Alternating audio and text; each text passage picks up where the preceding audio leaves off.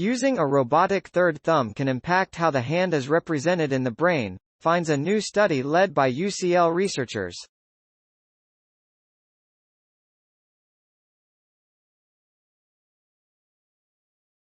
The team trained people to use a robotic extra thumb and found they could effectively carry out dexterous tasks, like building a tower of blocks, with one hand, now with two thumbs.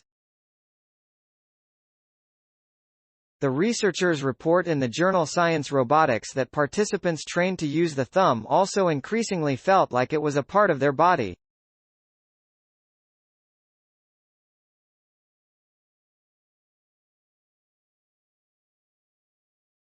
Designer Dani Clode began developing the device, called the Third Thumb, as part of an award-winning graduate project at the Royal College of Art, seeking to reframe the way we view prosthetics, from replacing a lost function, to an extension of the human body. She was later invited to join Professor Tamar Makin's team of neuroscientists at UCL who were investigating how the brain can adapt to body augmentation. Professor Makin, UCL Institute of Cognitive Neuroscience, lead author of the study, said, "Body augmentation is a growing field aimed at extending our physical abilities. Yet we lack a clear understanding of how our brains can adapt to it." By studying people using Dani's cleverly designed third thumb, we sought to answer key questions around whether the human brain can support an extra body part, and how the technology might impact our brain. The third thumb is 3D printed, making it easy to customize, and is worn on the side of the. The wearer controls it with pressure sensors attached to their feet, on the underside of the big toes. Wirelessly connected to the thumb, both toe sensors control different movements of the thumb by immediately responding to subtle changes of pressure from the wearer. For the study, 20 participants were trained to use the thumb over 5 days, during which they were also encouraged to take the thumb home each day after training to use it in daily life scenarios, totaling 2 to 6 hours of wear time per day. Those participants were compared to an additional group of 10 control participants who wore a static version of the thumb while completing the same training.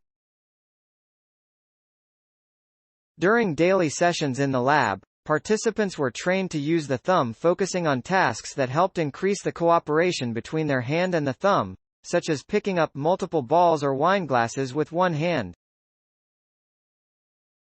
They learned the basics of using the thumb very quickly, while the training enabled them to successfully improve their motor control, dexterity and hand-thumb coordination.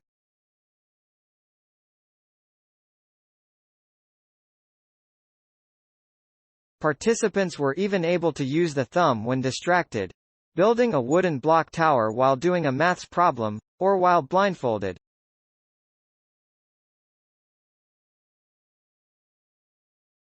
Designer Dani Clode, UCL Institute of Cognitive Neuroscience and Dani Clode Design, who was part of the core research team, said, "Our study shows that people can quickly learn to control an augmentation device and use it for their benefit, without overthinking.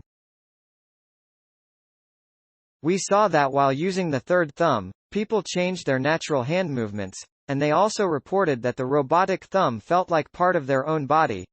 First author of the study, Paulina Kieliba, UCL Institute of Cognitive Neuroscience, said, "Body augmentation could one day be VAL.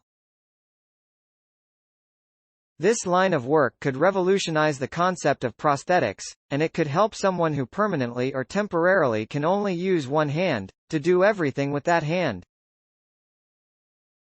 But to get there, we need to continue researching the complicated, interdisciplinary questions of how these devices interact with our brains." Before and after the training, the researchers scanned participants' brains using fMRI. While the participants were moving their fingers individually, they. Thanks for watching. Please subscribe my channel for more updates.